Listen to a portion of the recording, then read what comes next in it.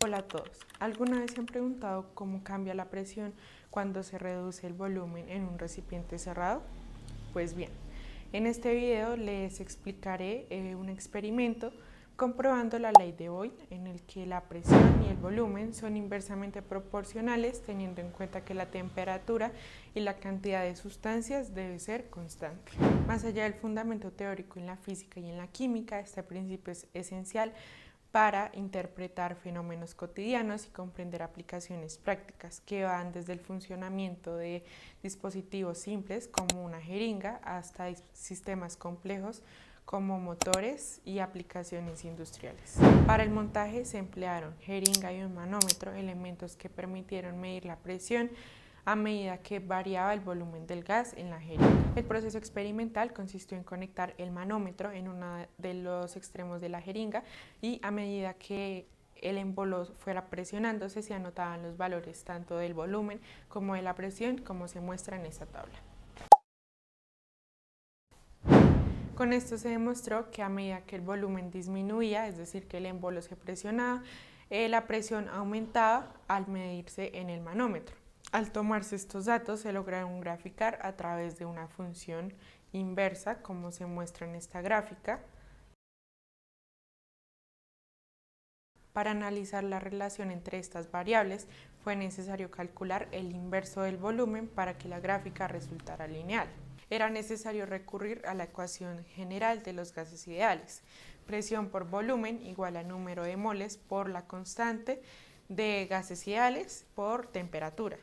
De allí se realizaba el siguiente despeje para obtener la presión manométrica. Para obtener la ecuación de la presión manométrica es esencial tener como eje principal la ecuación general de los gases ideales, como se muestra en pantalla, entendiendo que N por R por T es en sí una constante, por ello se reemplaza posteriormente. Hay que tener en cuenta algo, y es que la presión equivale a lo mismo que la presión manométrica más la presión atmosférica. Entonces, teniendo en cuenta esto, se reemplazan estos dos valores por solo la P. El volumen pasa a dividir, ya que se necesita es solo despejar la presión manométrica. Para retirar la presión atmosférica es necesario quitar de un lado, es decir, del lado izquierdo, esta misma. Para ello se tienen que aplicar ciertas leyes matemáticas en las que pues en el lado izquierdo se pone la presión atmosférica negativa, al igual que el lado derecho, es decir, todo lo que pasa a la izquierda va a pasar a la derecha, de tal manera que en la parte izquierda se cancelan las dos presiones atmosféricas. Ya con la ecuación de la presión manométrica despejada, al inverso del volumen.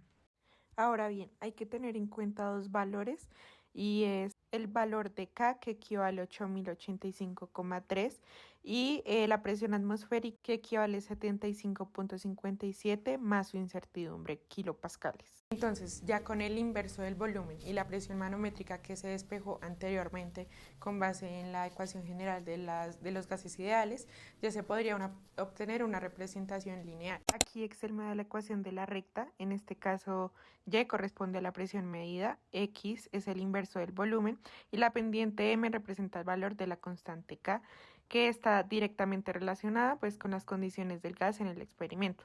Mientras tanto, B, que es el intercepto, corresponde a la presión atmosférica, que se suma a la presión del manómetro para obtener la presión absoluta o presión total. El valor de R al cuadrado, llamado coeficiente de terminación, indica que también están los datos del experimento y que se ajusten a la recta exactamente. Si es cercano a 1, como en este caso, significa que el ajuste es muy bueno y pues que los datos experimentales siguen de manera consistente gracias a lo que explica la ley de Boyle. De lo contrario, esto reflejaría más dispersión en los datos.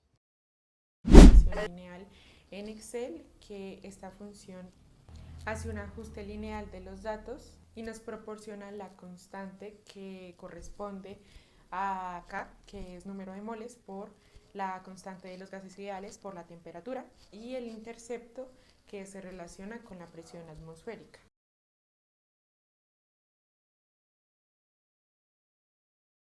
A lo largo del experimento se comprobó que la disminución del volumen de la jeringa producía un aumento en la presión, tal como lo predecía la ley de Boyle. Los datos procesados en Excel producían un ajuste lineal bastante confiable, entendiendo así la relación volumen-presión.